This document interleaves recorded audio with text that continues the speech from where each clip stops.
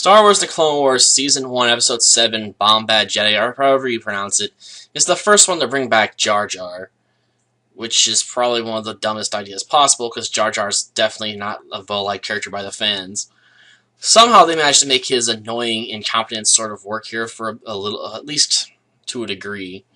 Albeit I was hoping when they said Jar Jar is dead the first time, it actually was true, and the second time I was hoping it was really true. But no, he lives. Seriously, he's the most annoying character possible. You shouldn't put him in a certain death situation and let him get away with living.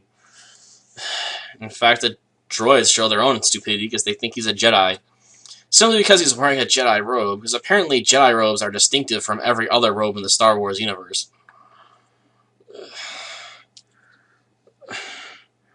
Seriously? No one else in Star Wars wears robes? Just the Jedi? Or are Jedi robes truly that distinctive? I mean, they don't really look all that distinctive. They're just brown robes. They don't carry markings or anything on them that just scream Jedi. Or do battle droids just programmed to shoot at anyone wearing robes, thinking it's a Jedi? On the odd chance it is a Jedi. Which seems like a really dumb idea. Albeit somehow Jar Jar somehow manages to survive certain death multiple times throughout this episode.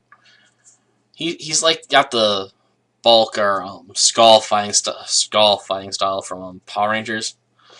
Bumbling, incompetent sidekick, I guess.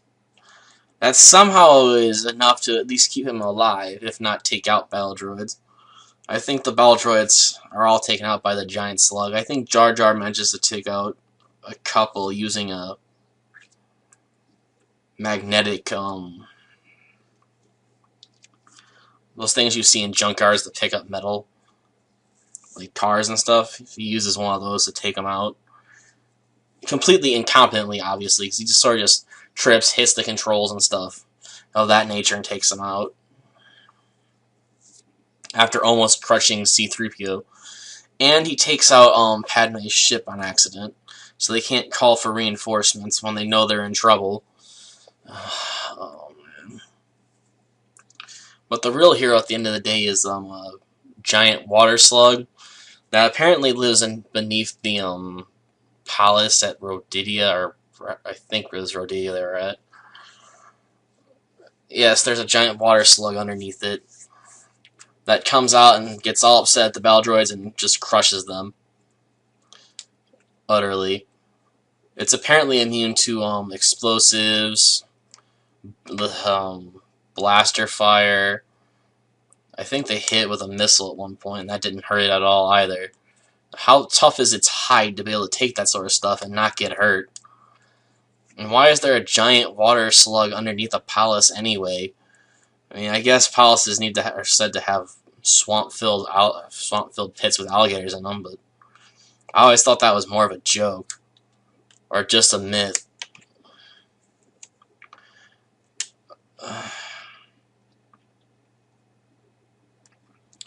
I don't get it. Don't get it at all. Just like I don't get why Jar Jar's mistaken for a Jedi so much. Just because he's wearing the robe. I mean, obviously, Jedi must wear the most distinctive robes in the galaxy.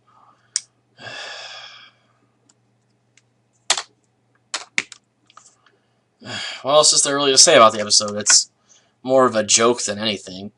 I guess we do get to see another aspect of war: allies ditching you because you can't keep the supply lines opening, so they switch to someone else. I mean, why be on the side that can't help you or isn't willing to help you? Albeit, they didn't stay on the Separatist side for long when they realized how evil the Separatists were, because they're like, we want Padme captured so we can kill her. Because apparently Gunray blames Padme for all the stuff that happened on Naboo all those years ago. Never mind the fact that it was Palpatine that planned it all, or at least most of it apparently, so why isn't he the one being blamed for the plan's failure? Well, I guess technically they thought it was Darth Sidious, but why isn't he the one that New Gunray has a score to settle with?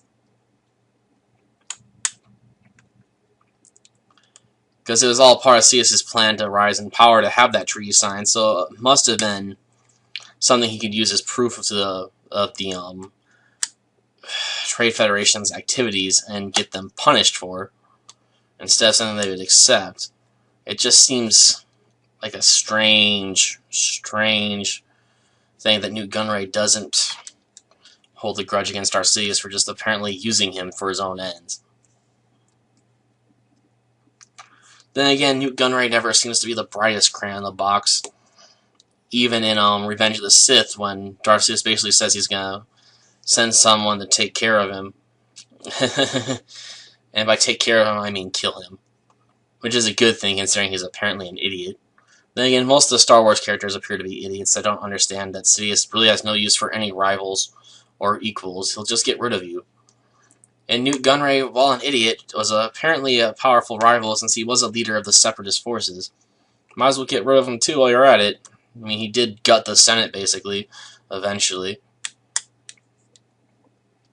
Actually, he gutted it at the end of the movie, then utterly got rid of it later on in the original trilogy.